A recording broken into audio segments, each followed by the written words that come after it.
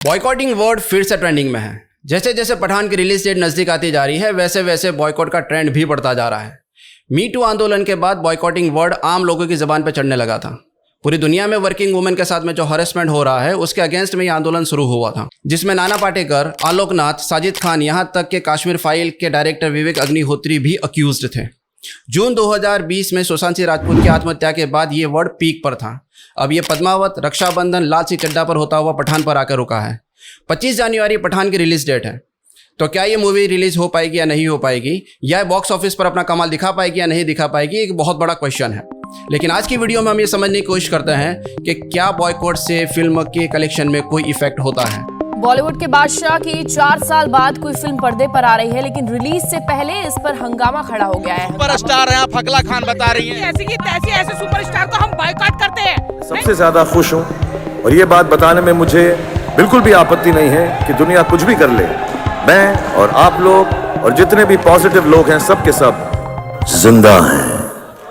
दोस्तों, आज की वीडियो बहुत ही ज़्यादा इंटरेस्टिंग और इन्फॉर्मेटिव होने वाली है, तो लास्ट तक मेरे साथ बने रहें। लेकिन उससे पहले नीचे दिए गए लाल बटन को दबाएं और सब्सक्राइब करें ताकि हमको थोड़ा मोटिवेशन मिले। पठान एक बिग बजट मूवी है जिसकी प्रोडक्शन कॉस्ट 250 करोड़ रुपए है। मीडिया रिपोर्ट्स की माने तो अमेजॉन प्राइम ने इसके OTT राइट्स 100 करोड़ में खरीदा है। इसके सैटेलाइट राइट्स 250 करोड़ में बेचे जा चुके हैं। मतलब फिल्म रिलीज से पहले ही पठान 350 करोड़ का कलेक्शन कर चुकी है और अभी इसमें टीवी और म्यूजिक राइट्स की इनकम ऐड करना बाकी है। शाहरुख खान 4 साल के बाद सिल्वर स्क्रीन पर कमबैक कर रहे हैं। इनकी लास्ट मूवी जीरो 2018 में रिलीज हुई। बॉलीवुड के बादशाह माने जाने वाले शाहरुख खान की अपनी एक फैन फॉलोइंग्स है और उनके फैंस किसी भी सिचुएशन में ये मूवीज को देखना चाहेंगे। मतलब इस मूवी के हिट होने के या ब्लॉकबस्टर होने के भी पूरे चांसेस है। पठान का बॉयकॉट शुरू होने के बाद सेंसर बोर्ड ने फिल्म में से ये सीन डिलीट करने की वार्निंग दे दी है। तो दूसरी ओर मेकर्स इस सीन को रीशूट करने की तैयारी भी बता चुके हैं और अगर ऐसा न भी करे तो VFX की एक छोटी सी एडिटिंग से ड्रेस का कलर ही चेंज किया जा सकता है। तो इन तीनों सिचुएशन में बॉयकॉट का कोई मतलब ही नहीं रह जाएगा।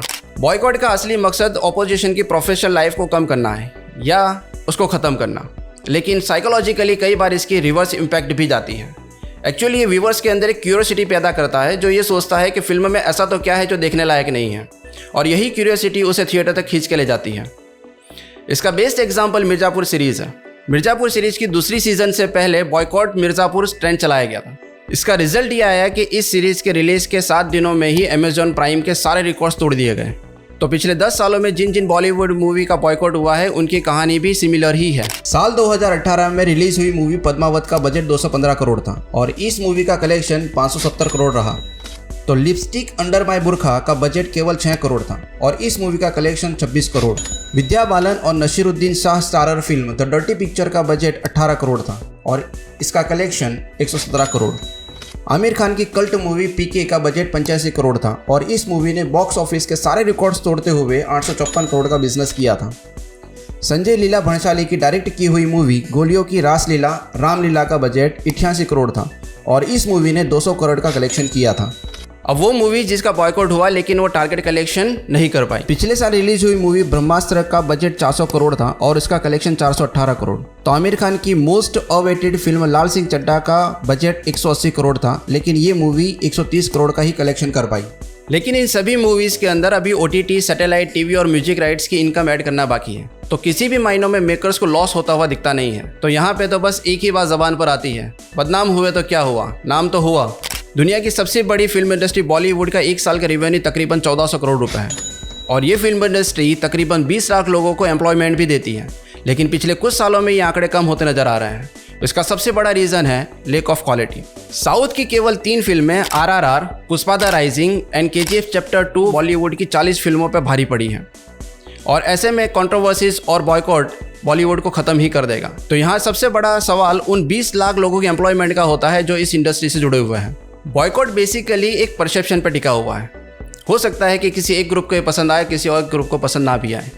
कोई एक ग्रुप इस मूवी को सिर्फ इसलिए बॉयकॉट करना चाहता है क्योंकि उसमें स्टार किड है, तो दूसरे किसी ग्रुप को उससे कोई ऐतराज़ ना भी हो। इंडिया है, डेमोक्रेसी है, हर व्यक्ति को अपने ओपिनियन और अपने परसेप्शन रखने की आज़ादी है। अब जरा हम इन प्रॉब्लम्स के ऊपर भी नज़र डालते हैं। हम नारी सम्मान की बात करते हैं। हमारा कल्चर कहता है कि यत्र नार्यस्तु पूज्यन्ते रमन्ते तत्र देवताः, लेकिन पिछले 1 साल में ही हमारे देश में 32,000 रेप केसेस रिकॉर्ड हुए हैं, यानी प्रतिदिन 86। और उससे भी चौंकाने वाली बात यह है कि इन रेप केसेस के जो अक्यूज्ड है उनमें से 89% तो जान पहचान वाले ही थे। तो दूसरी प्रॉब्लम डॉरी सिस्टम की है। यूनियन मिनिस्टर अजय कुमार मिश्रा ने राज्यसभा में डिक्लेयर किया है कि पिछले 5 सालों में तकरीबन 35,000 महिलाओं को सिर्फ इसलिए मार दिया गया क्योंकि वो डिमांडेड दहेज नहीं ला पाई। इसके अलावा murders, robbing, hit and run, acid attacks के केसेस भी लाखों में हैं और इनके अक्यूज्ड बेल लेकर खुली हवा में घूम रहे हैं। तो अब हमारे पास 2 ऑप्शंस हैं। पहला ये कि हम इन एंटी सोशल लोगों का बॉयकॉट करें जो समाज में गंदगी फैला रहे हैं, या किसी मूवी का सिर्फ इसलिए क्योंकि उसमें स्टार किड है। The choice is yours.